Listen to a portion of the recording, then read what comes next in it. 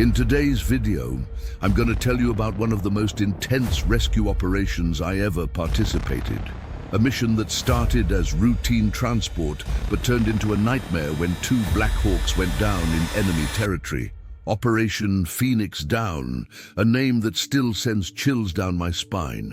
Don't click away because I'm going to walk you through every detail of this operation. Every day on this channel, we bring you real military stories from my quarter century of service, and this one tested everything I knew about leadership and what it means to never leave a man behind.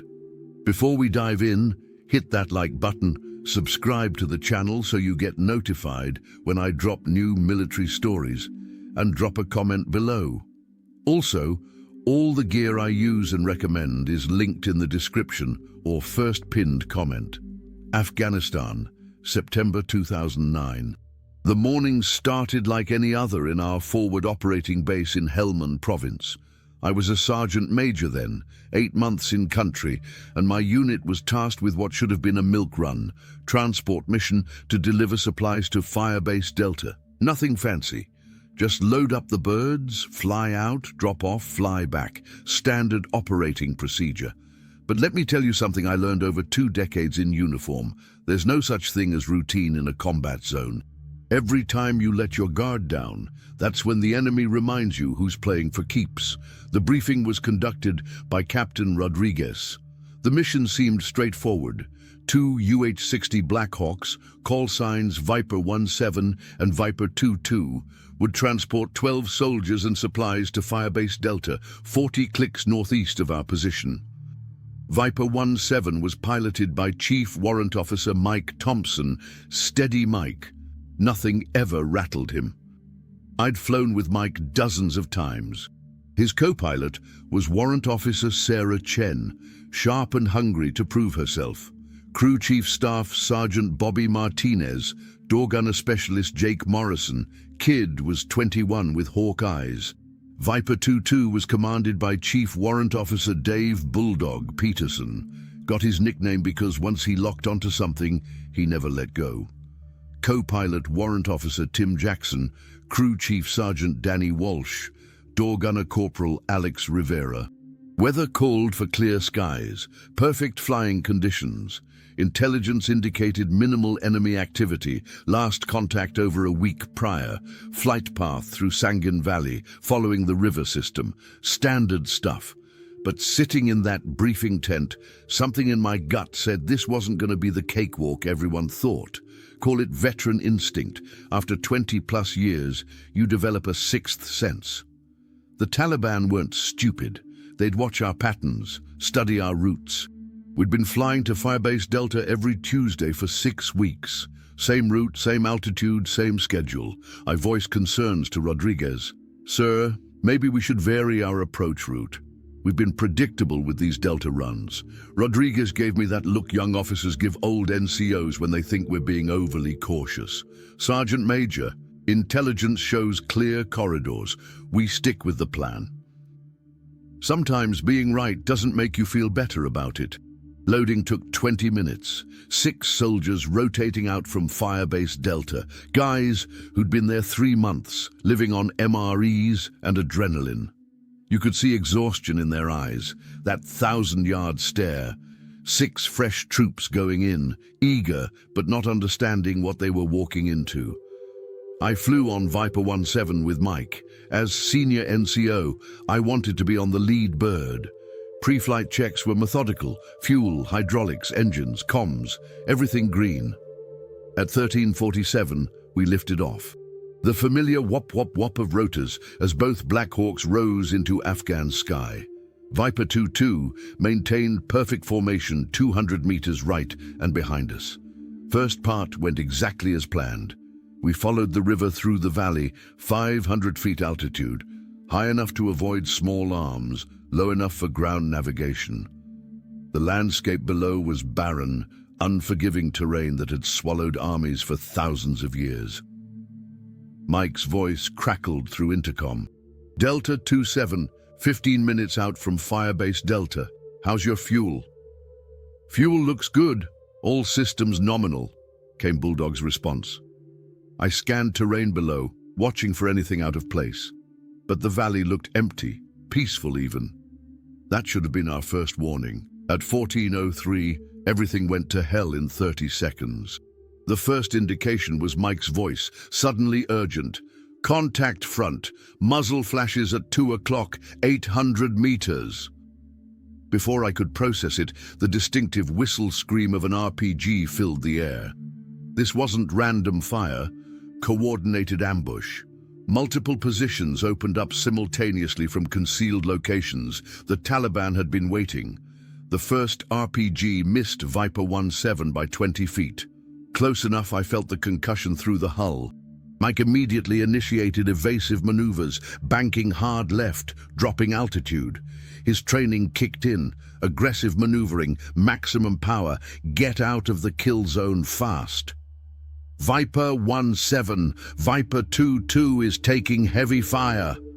Bulldog's voice came through, strained but controlled. Multiple RPG positions. I count 6 separate firing points. I grabbed my headset, switched to command frequency. Base, this is Delta 27, taking effective fire from multiple positions. Estimate squad-sized elements with RPGs and heavy machine guns. Request immediate close air support and artillery. Response was immediate. Delta 27, we copy contact report.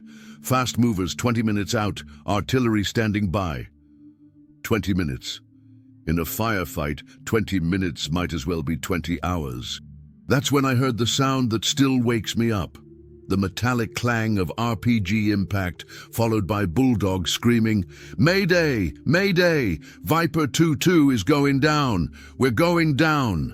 I spun to look out the window and saw something no soldier wants to see. Viper 22 was auto-rotating, black smoke pouring from its engine, spinning as it fell toward the valley floor. The RPG had found its mark. "Bulldog, what's your status? Can you control descent?" Mike called over radio, but no response. The Black Hawk hit ground hard, 400 meters from us. Even from that distance, I could see the aircraft was badly damaged. Main rotor blades shattered, fuselage crumpled, but it hadn't exploded, which meant possible survivors. "Mike, we need to get down there and check for survivors." "Negative, Sergeant Major. We've got multiple enemy positions still active. If we go down there, we'll give them 2 birds instead of 1. Mike was right, but that didn't make it easier. 4 of my soldiers were down there, maybe alive, maybe dying, and I couldn't do anything immediately. It went against every instinct. You don't leave people behind. Ever. Another RPG streaked past, so close I swear I could have touched it. The enemy had adjusted aim, leading our evasive maneuvers. "Viper 17, you've got heavy machine gun fire from 7 o'clock. Jake Morrison on the door gun was already returning fire with his M240. The distinctive sound filled the cabin as Jake engaged ground targets. Mike threw the Black Hawk into more evasive maneuvers, but I could tell we were in serious trouble. The enemy had positioned perfectly, overlapping fields of fire covering the entire valley floor. "Base, Delta 27, need that artillery now. Viper 22 is down with possible survivors. Still taking effective fire, cannot maintain position." "Delta 27 base, artillery loading for effect. Give me grid reference for target area." I pulled out GPS, started calling coordinates, while Mike continued his desperate dance to keep us airborne. Problem was, enemy positions were scattered across 2 kilometers of valley floor, some uncomfortably close to where Viper 22 went down. That's when everything got worse. A second RPG found its target. The impact was like being hit with a sledgehammer. Aircraft lurched violently right. I was thrown against the cabin wall. Alarms started going off. I could see Mike and Sarah fighting controls. We're hit, Sarah's voice through intercom. Engine temperature redlining, hydraulic pressure dropping. Mike's response was calm but urgent.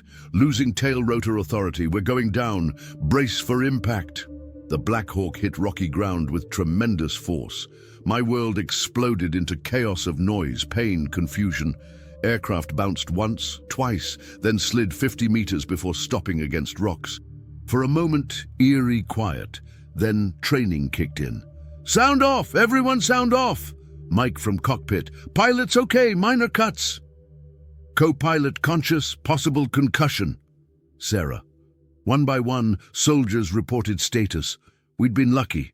No fatalities, though several injured ranging from cuts to possible broken arm. But our luck was about to run out. "Sergeant Major, I've got movement at 11 o'clock, 300 meters. Jake Morrison had recovered his door gun, scanning terrain. I grabbed my rifle, moved to cabin door. Sure enough, I could see figures moving among rocks, not wearing friendly uniforms. Taliban forces that shot us down were moving in for the kill. We were on the ground, in enemy territory, limited ammunition, no immediate rescue. 2 Black Hawks down, multiple casualties, unknown number of enemy fighters closing in. But here's the thing about being a professional soldier. You don't have luxury of despair. You assess, make a plan, execute. Panic gets people killed. Clear thinking keeps people alive. I keyed radio. Base Delta 27. Both birds down, repeat, both birds down. We have survivors at both crash sites but taking small arms fire. Request immediate emergency extraction and close air support. Response crackled back. Delta 27, base copies. Organizing rescue mission. Fast movers 15 minutes out. Can you establish defensive perimeter? 15 minutes. We could hold 15 minutes. Listen up. We're setting defensive perimeter around this aircraft. Morrison, Rodriguez take north side. Thompson, Jackson cover east. Chen, Martinez watch our 6. Everyone else, space out evenly with overlapping fields of fire. Setting up positions, I kept one eye on where Viper 2-2 went down. Couldn't see movement around that crash site, but knew Bulldog Peterson and his crew were over there, possibly injured, trapped, definitely needing help. Enemy small arms fire started 3 minutes after establishing perimeter. Probing fire first, single shots from different directions, trying to figure out our positions, but gradually intensified into sustained bursts. Contact front. I've got 3, maybe 4 shooters at 2 o'clock behind those rocks, Rodriguez called out. Distinctive crack of AK-47 fire echoed through valley as we returned fire. Jake Morrison's M240 provided heavy firepower, but we were conserving ammunition, firing only with clear targets. That's when I heard something that changed everything. Weak radio transmission on emergency frequency. Any station, this is Viper 2-2 actual. We have survivors at crash site. 4 souls alive, 2 wounded. Cannot move from current position. Request immediate assistance. Bulldog Peterson was alive, and so were at least 3 other crew members. But between us and them was 400 meters of open ground, covered by enemy fire positions. Getting to them would require a miracle, serious firepower, or both. Before I continue this story, I'm going to recommend something that's been making a difference in my life. You know, as you get older, you start noticing changes. I was dealing with fatigue, less motivation, and honestly, I wasn't getting the firm, long-lasting erections I used to have. Started using a product that completely changed my sexual health and energy levels, made me feel 20 years younger. I've put the link in the description or first pinned comment. Now, it's time to continue our story. I keyed radio. Base Delta 27. Confirmed survivors at Viper 2-2 crash site. 4 souls alive, 2 wounded. Need to organize rescue operation immediately. Negative Delta 27. Maintain defensive positions until extraction arrives. Do not attempt movement towards second crash site.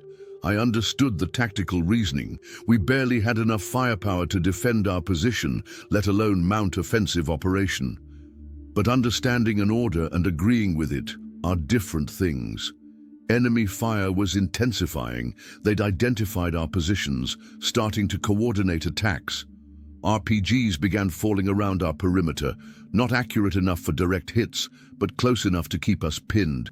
Sergeant Major, I count at least 12 separate firing positions, Mike reported. They've got us surrounded on 3 sides. I assessed the tactical situation. We had maybe 8 effective riflemen, 1 machine gun, limited ammunition, static defensive position with no room to maneuver. Enemy had superior numbers, better positions, all the time to coordinate attacks. But we had 3 things: superior training, better equipment, and absolute determination not to let our fellow soldiers down.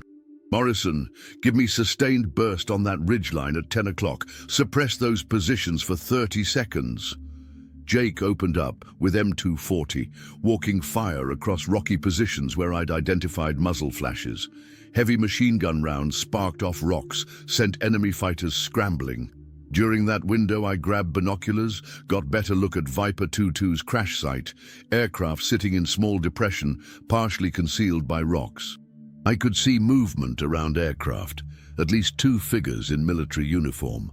But I could also see enemy fighters moving to positions that would give clear shot at crashed Black Hawk. If Bulldog and his crew were going to survive, someone needed to get to them soon. Radio crackled with update. Delta 27, fast movers 5 minutes out. Artillery fire mission approved. Paint targets with smoke if possible. 5 minutes. We could hold 5 more minutes. Rodriguez, do you still have smoke grenades? Roger, Sergeant Major, 2 smoke, 1 frag. Save the frag. When I give word, I want smoke on that ridgeline at 2 o'clock. That's where most of their fire's coming from. Next few minutes were blur of incoming fire, coordinated return fire, radio communications with incoming air support.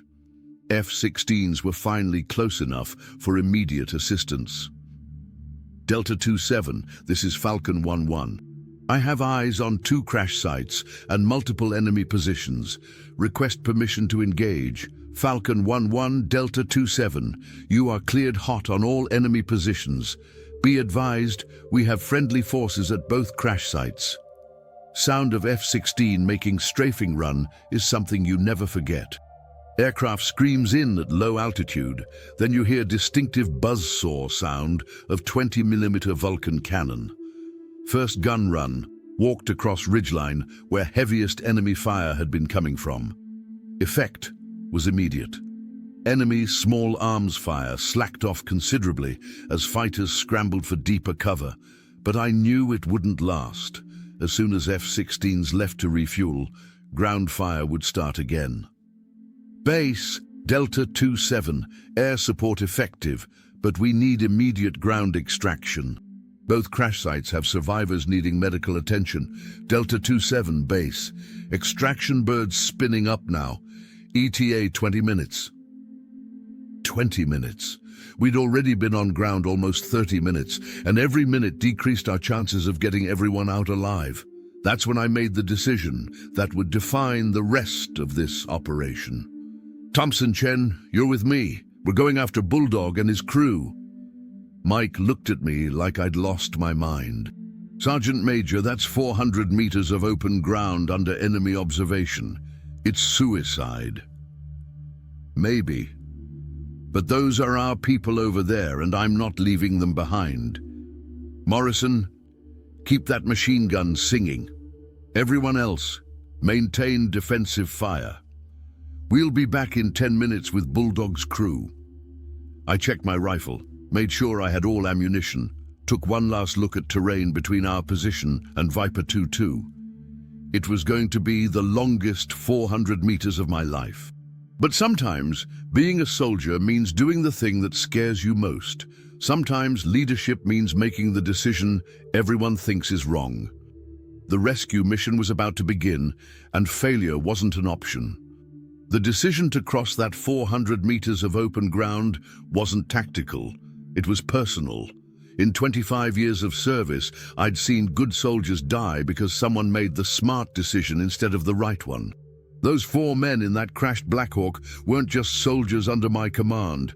They were my responsibility, my brothers, and I wasn't about to abandon them to save my own skin. Mike Thompson grabbed my arm as I checked my rifle one last time.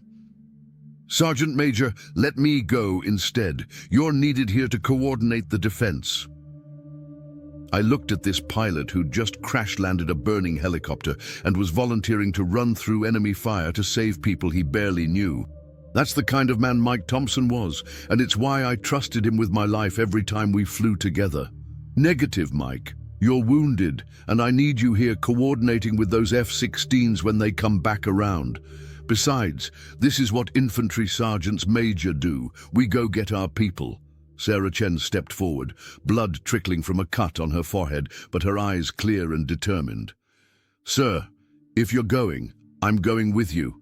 I'm smaller, faster, and I can carry medical supplies. Chen, you've got a possible concussion. With respect, Sergeant Major, so do half the people in this helicopter. But I'm the only one here with advanced medical training besides the medics, and if those guys are wounded, you're gonna need me. She was right, and I knew it. Sometimes the best leaders are the ones who know when to follow someone else's good idea. All right, Chen, you're with me. Thompson, you maintain overwatch from here. Use that crew chief headset to coordinate with Morrison on the machine gun. Rodriguez, you take tactical command of the perimeter while I'm gone. I pulled out my map and studied the terrain between our position and Viper 2-2 one more time. The direct route was mostly open ground, with scattered rocks for cover, a killing field if I'd ever seen one. But there was a small depression about halfway across, probably a dried creek bed, that might give us some concealment. Here's the plan, I said, pointing to the map. We move in 30-second bounds. I'll go first, Chen covers. When I reach that depression, I'll cover her movement. We use smoke for concealment and depend on Morrison's suppressive fire to keep their heads down. The sound of approaching aircraft interrupted our planning. The F-16s were making another pass, their 20mm cannons walking across the enemy positions with devastating effect. This was our window. Morrison, give me everything you've got on that ridgeline. Rodriguez pops smoke in 30 seconds. Jake Morrison opened up with the M240, sending a steady stream of 7.62mm rounds downrange. The sound was deafening, but it was the most beautiful music in the world right then. Rodriguez pulled the pin on a smoke grenade and hurled it toward the enemy positions. Purple smoke began billowing across the valley floor. Chen, you ready? She nodded, checking her medical bag one last time. Ready, Sergeant Major? On my mark, mark! I launched myself out of the helicopter's cabin and started running. The first few steps felt like I was moving through molasses, but then muscle memory and adrenaline kicked in. I'd done this thousands of times in training, but never with this much at stake. The ground was rougher than it looked from the helicopter. Loose rocks, hidden holes, scattered debris from the crashed aircraft. Every step was a potential twisted ankle or broken leg. Behind me, I could hear Chen's boots pounding against the rocky soil as she followed my route. Incoming fire started almost immediately. The distinctive crack of AK-47 rounds passing overhead, the angry buzz of bullets ricocheting off rocks. The enemy had spotted our movement despite the smoke and suppressive fire. I dove behind a large boulder about 100 meters from our starting point, Chen sliding in beside me a few seconds later. We were both breathing hard, adrenaline surging through our systems. Contact left, I called into my radio. Multiple shooters engaging our movement. Continue suppressive fire. Morrison's M240 immediately shifted to engage the new targets. I could hear the heavy machine gun rounds impacting rocks and dirt around the enemy positions. You good, Chen?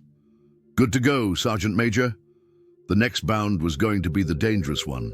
We had to cross about 50 meters of completely open ground to reach the depression I'd identified on the map. No cover, no concealment, just speed, and the hope that our guys could keep the enemy's heads down long enough for us to make it. Rodriguez, I need more smoke. Drop it right between us and that ridgeline. A few seconds later, another smoke grenade detonated, adding to the purple haze drifting across the battlefield. It wasn't perfect concealment, but it was better than nothing. Chen, when I move, you count to 10, then follow my exact route. If I go down, you get back to the helicopter and tell them what happened. We don't need to lose more people on this. Understood, Sergeant Major, but you're not going down on my watch. I took a deep breath, said a quick prayer and broke cover. The next 30 seconds were the longest of my life. Running across open ground under enemy fire is something you train for, but you never really understand the terror until you're doing it for real.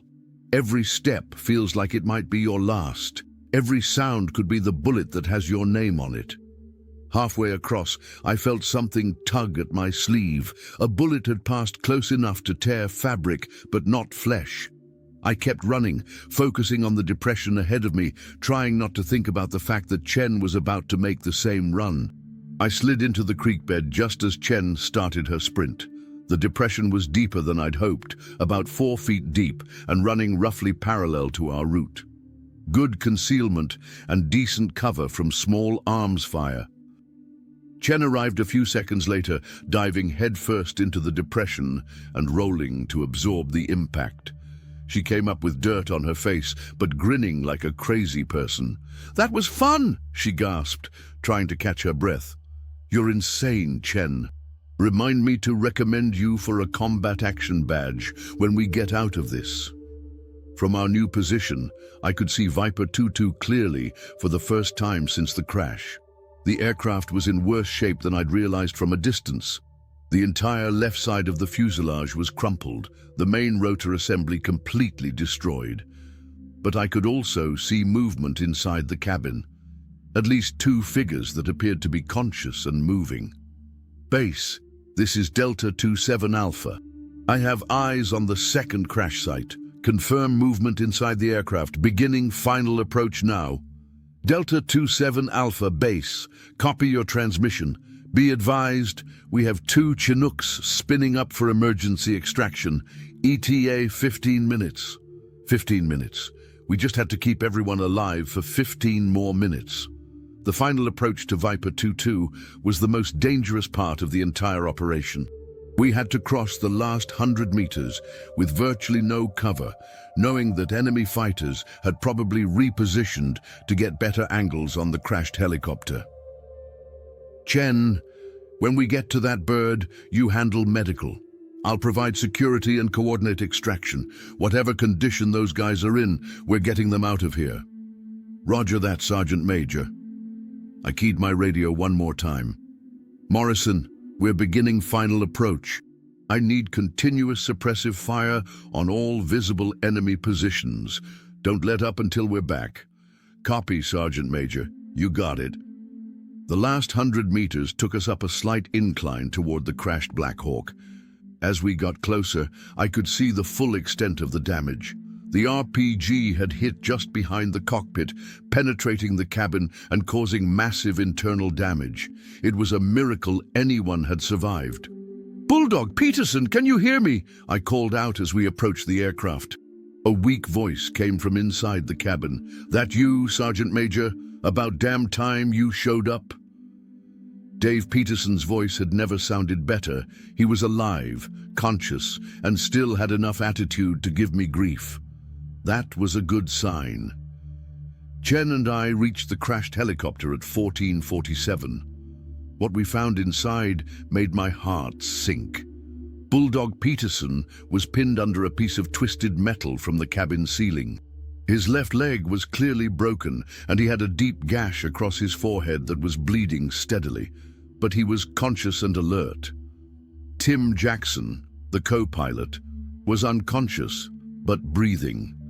He had what looked like a serious head injury and possible internal injuries from the crash impact. Danny Walsh, the crew chief, was the worst off. He was conscious, but had taken shrapnel from the RPG explosion. Multiple wounds to his chest and arms, losing blood fast. Alex Rivera, the door gunner, was in the best shape of the 4. He had a broken arm and various cuts and bruises, but he was mobile and trying to help his crewmates. "Chen, triage. Who do we move first?" I asked while scanning the surrounding area for threats.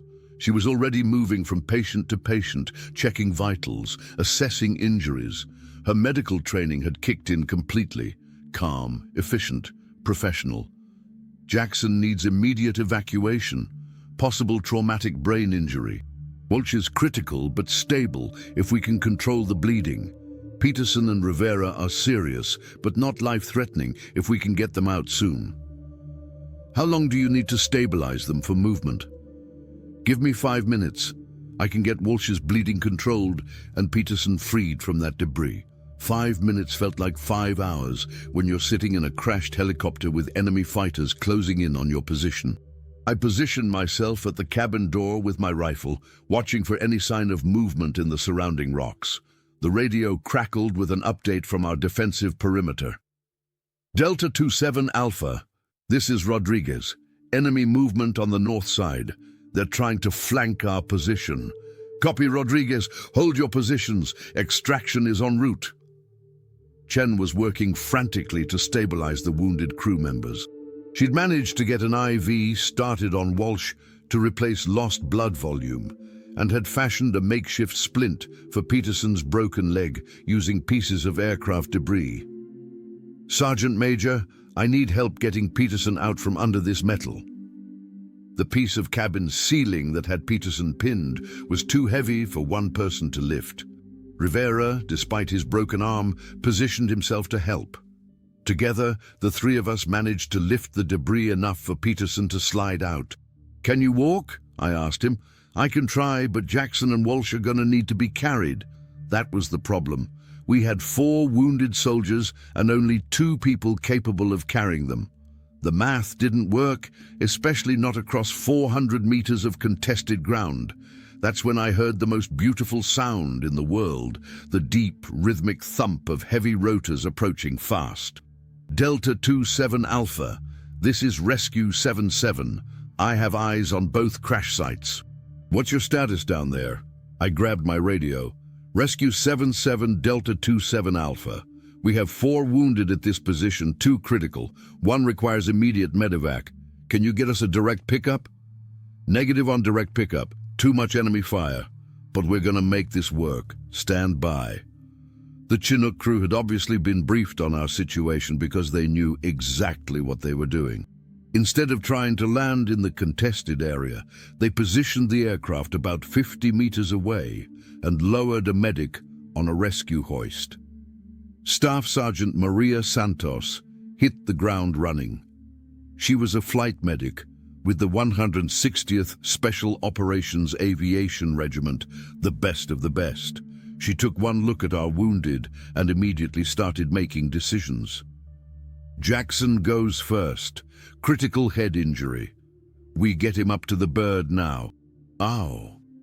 Getting an unconscious man onto a rescue hoist while under enemy fire is not something they teach in basic training. It requires coordination, timing, and a lot of luck. Santos secured Jackson in a rescue harness while Chen continued working on Walsh.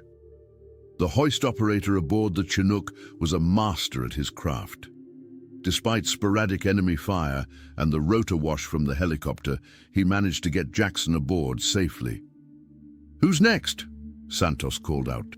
Walsh. Multiple penetrating wounds, significant blood loss, Chen responded. As we were preparing Walsh for extraction, the tactical situation around us was deteriorating rapidly. The enemy had figured out what we were doing and were repositioning to get better shots at the rescue helicopter. Delta 27 Alpha, this is Rodriguez. We're taking heavy fire from multiple directions. I don't know how much longer we can hold this perimeter.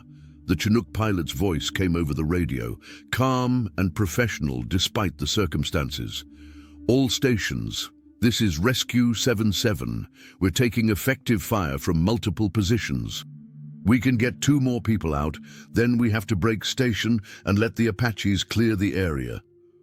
2 more people. We had 3 wounded soldiers still on the ground, plus Chen and myself. Someone was going to have to stay behind and wait for another extraction opportunity. I made the decision that probably saved all our lives. Santos, Peterson and Walsh go up together. Rivera can walk. He'll come with us on the overland route back to the perimeter.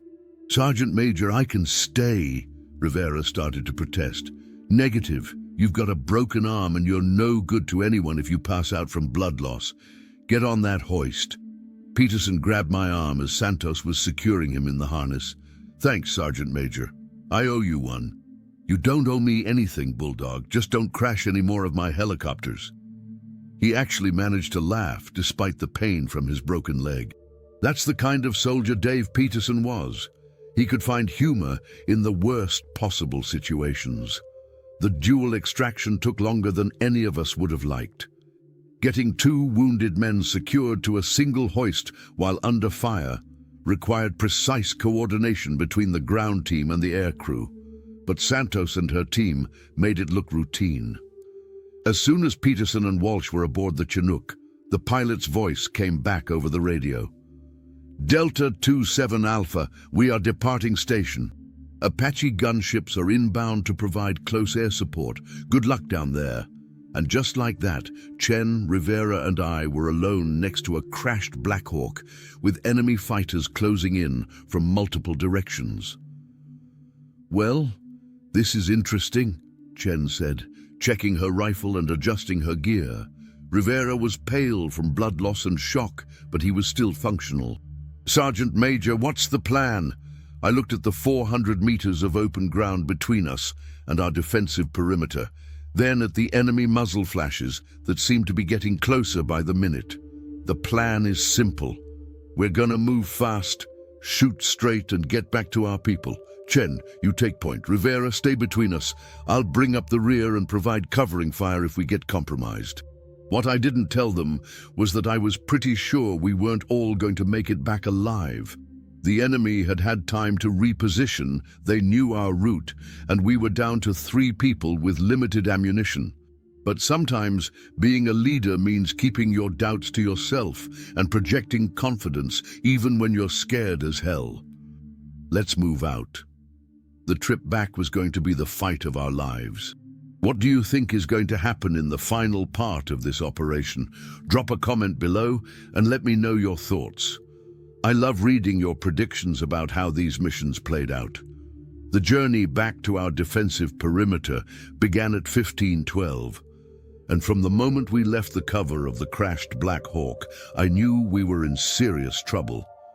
The enemy had used the time during our rescue operation to reposition their fighters, and they'd done it well.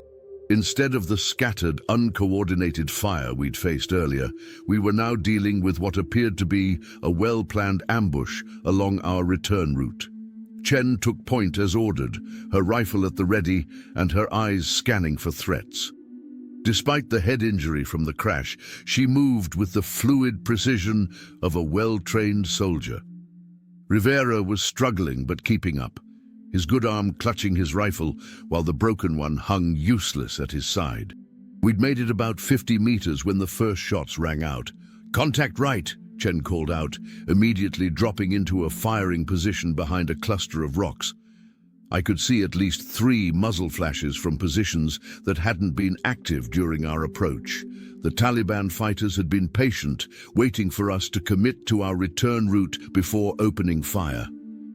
"Rivera, get down! Chen, return fire!" I ordered, while looking for the best available cover. The next few minutes were a blur of incoming rounds, coordinated fire and movement, and desperate radio calls for support. We were pinned down about halfway between the 2 crash sites, caught in the open with limited cover and an unknown number of enemy fighters surrounding us. Base, this is Delta 27 Alpha. We are pinned down and taking effective fire from multiple positions. Request immediate fire support. Delta 27 Alpha base. Apache gunships are 3 minutes out. Can you mark your position with smoke? Negative on smoke. We're too close to enemy positions. I'll mark with IR strobe when I hear the birds inbound. 3 minutes. We had to survive 3 more minutes in this killing field. Rivera was starting to show signs of serious blood loss, pale, sweating, slightly disoriented. The broken arm wasn't life-threatening, but combined with the shock of the crash and the stress of combat, his condition was deteriorating rapidly. "Chen, we need to move. Rivera's not going to make it if we stay pinned down here." She looked back at me from her firing position, and I could see the same calculation in her eyes that I was making. We could stay put and wait for the Apaches, hoping Rivera would stay conscious long enough, or we could make a desperate push for our perimeter, knowing that at least one of us probably wouldn't make it. "Sergeant Major, I can provide covering fire while you and Rivera move, she called out. Negative. We all go together or nobody goes. That's when I heard the distinctive sound of heavy rotors approaching fast. The AH-64 Apaches were ahead of schedule, and their arrival was about to change everything. Delta 27 Alpha, this is Attack 7-7. I have eyes on your position and multiple enemy contacts. I'm gonna light up everything that's not wearing a uniform. When I start my gun run, you move.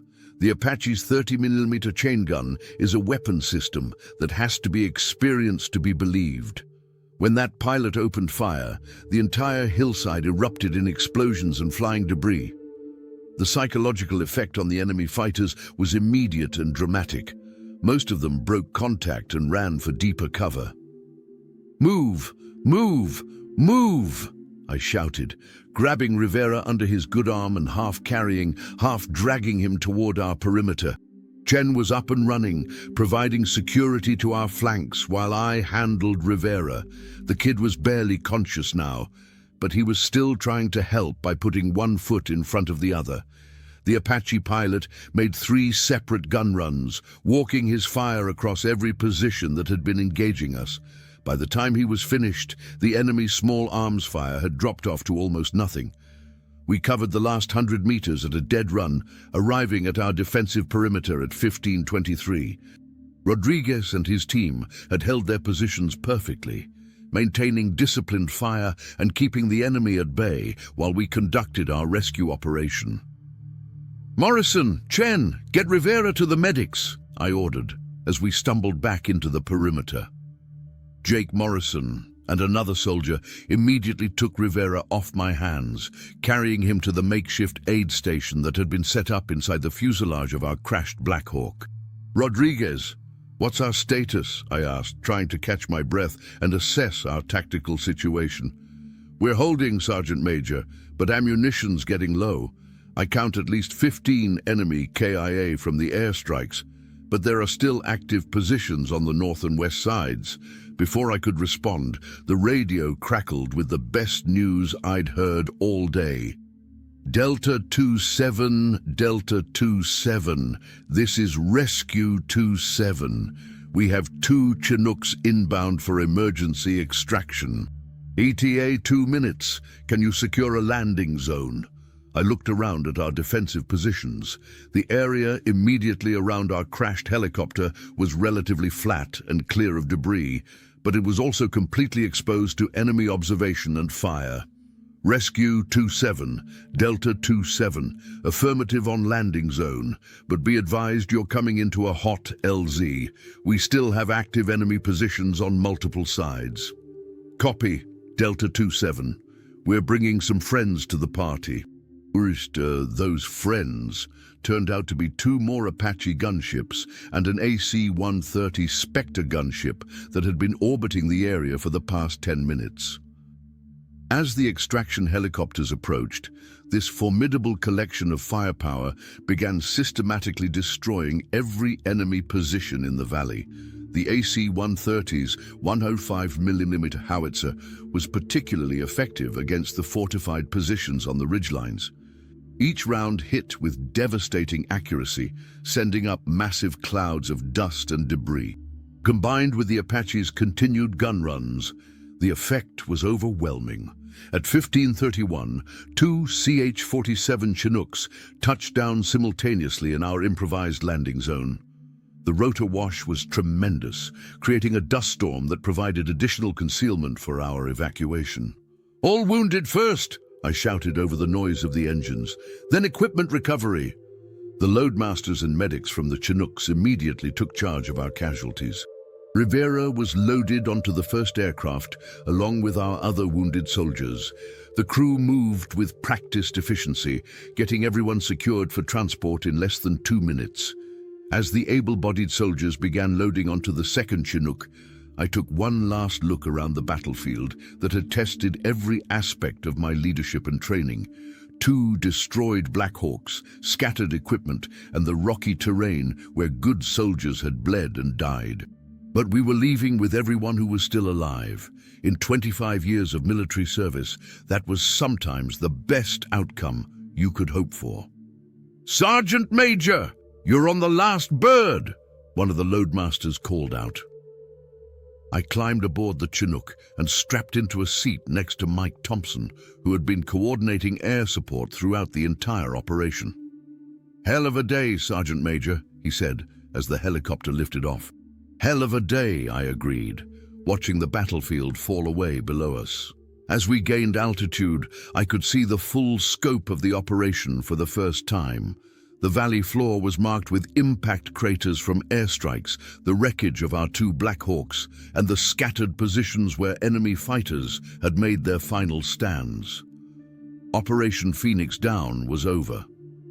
We'd lost 2 aircraft and had multiple casualties, but every single soldier who went into that valley came out alive. In the brutal mathematics of combat, that counted as a victory, but the real victory was something else entirely. It was the knowledge that when everything went wrong, when the plan fell apart and chaos took over, the soldiers under my command had performed with courage, skill, and absolute dedication to their fellow warriors. Make sure you're subscribed to this channel because I post new military operation stories every week. Hit that like button if this story resonated with you, and leave a comment about what you thought of this mission. Also, don't forget to check out all the gear and products I recommend. You'll find everything linked in the description or in my pinned comment.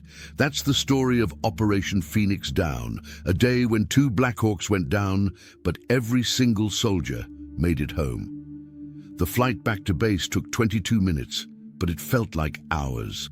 Sitting in that Chinook, watching the Afghan landscape pass by below us, I had time to process what we'd just been through. 2 Black Hawks down, multiple casualties, and a rescue operation that had pushed every one of us to our absolute limits. But as I looked around at the soldiers in that helicopter, some wounded, all exhausted, but every single one of them alive, I realized we'd accomplished something remarkable. We'd faced the worst possible scenario for any military unit, and we'd brought everyone home. The medical team at our forward operating base was waiting for us when we landed. They'd been monitoring our radio traffic throughout the operation and had prepared for mass casualties. Rivera was immediately taken to surgery for his broken arm and blood loss. The crew from Viper 2-2 were rushed to the trauma bay, Jackson with his head injury, Walsh with multiple shrapnel wounds, Peterson with his broken leg. But they were all going to make it, every single one of them. Over the next few hours, as the adrenaline wore off and the full impact of the day's events began to sink in, I found myself thinking about the decisions I'd made during Operation Phoenix Down. The decision to cross 400 meters of open ground under enemy fire.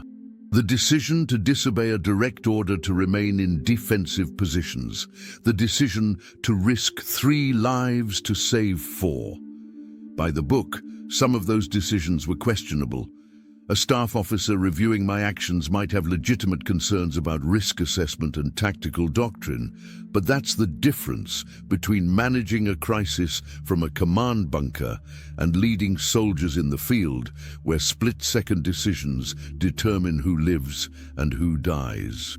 Captain Rodriguez found me in the mess tent around 21 that evening, nursing a cup of coffee and staring at nothing in particular. "Sergeant Major, I owe you an apology," he said, sitting down across from me. "For what, sir?" "For not listening to your concerns about the flight route. You were right about the Taliban watching our patterns. If we'd varied our approach like you suggested, those birds might never have been shot down." "Udi," I looked at this young officer who was trying to learn the hardest lessons of leadership in a combat zone. "Captain, we can't change what happened. We can only learn from it and do better next time. The important thing is that everyone made it home alive." He nodded, but I could see the weight of command responsibility settling on his shoulders. It's a burden that every leader carries, the knowledge that your decisions affect the lives of the people under your command. 3 days later, we held a memorial service for the 2 Black Hawks we'd lost in the operation. It might seem strange to hold a memorial for aircraft, but those birds had been more than just machines. They'd been our lifeline, our transportation, our protection. They'd carried us into harm's way and brought us home safely dozens of times before Operation Phoenix Down. Mike Thompson spoke at the service, representing all the pilots and aircrew who'd served in Afghanistan. His words were simple but powerful. These birds gave their lives so that ours could continue. We honor them by remembering that every flight, every mission, every time we strap in and lift off, we're carrying the hopes and dreams of the people we serve with. The investigation into Operation Phoenix Down took several weeks.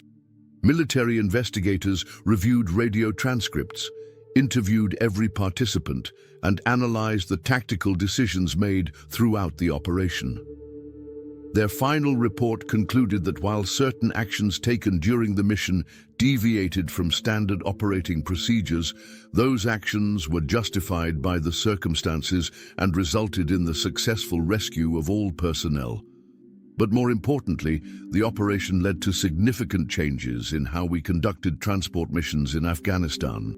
Flight routes were randomized, additional air support was assigned to routine missions, and new protocols were established for coordinated search and rescue operations. The medals and commendations came later: Bronze Stars, Purple Hearts, Air Medals, pieces of ribbon and metal that represented the courage and sacrifice of the men and women who'd participated in Operation Phoenix Down. But the real reward was simpler and more meaningful. We'd proven to ourselves and to each other that no one gets left behind, regardless of the cost or risk involved. Mike Thompson was promoted to major and eventually became a battalion commander. Sarah Chen recovered fully from her concussion and went on to become one of the finest pilots I've ever served with. Dave Peterson, after recovering from his broken leg, returned to flight status and served 3 more tours in Afghanistan. Jake Morrison, our door gunner who'd provided such crucial suppressive fire during the rescue operation, was awarded the Silver Star and eventually became a crew chief himself. Rodriguez matured into an outstanding company commander who never forgot the lessons learned during Operation Phoenix Down. As for myself, the operation became a defining moment in my military career. It reinforced everything I'd learned about leadership, courage, and the importance of taking care of your soldiers. But it also taught me something new, that sometimes the right decision and the smart decision are 2 completely different things, and a true leader has to be willing to make the hard choice when lives are on the line. Looking back on Operation Phoenix Down now, years later, I'm proud of what we accomplished. We faced an impossible situation with limited resources and overwhelming odds, and we found a way to bring everyone home. That's what professional soldiers do. We adapt, we overcome, and we never give up on each other. The valley in Helmand province where those 2 Black Hawks went down is probably quiet now. The rocks where enemy fighters once positioned themselves have been worn smooth by wind and weather.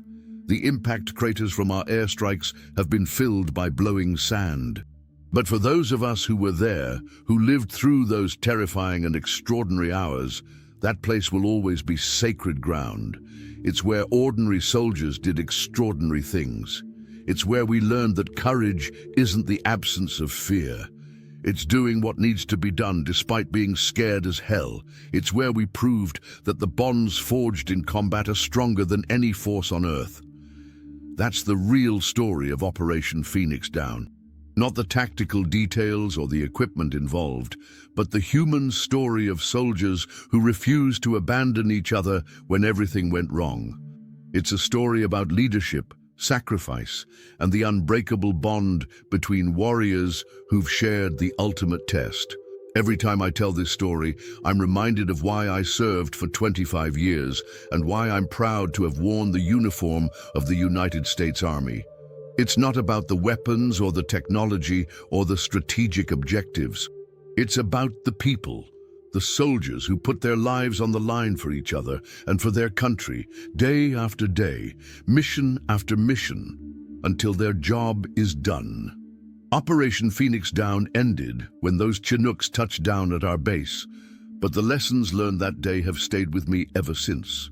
Leadership isn't about having all the answers. It's about making the best decisions you can with the information you have and being willing to live with the consequences. It's about earning the trust and respect of the people under your command through your actions, not your words. And most importantly, it's about understanding that every soldier under your command is someone's son or daughter, someone's husband or wife, someone's hope for the future. That knowledge should inform every decision you make as a leader, because at the end of the day, bringing your people home safely is the only mission that really matters. That's the story of Operation Phoenix Down, a day when everything went wrong, but courage and determination found a way to make it right. Thanks for listening to my story, and remember, freedom isn't free, but it's always worth fighting for.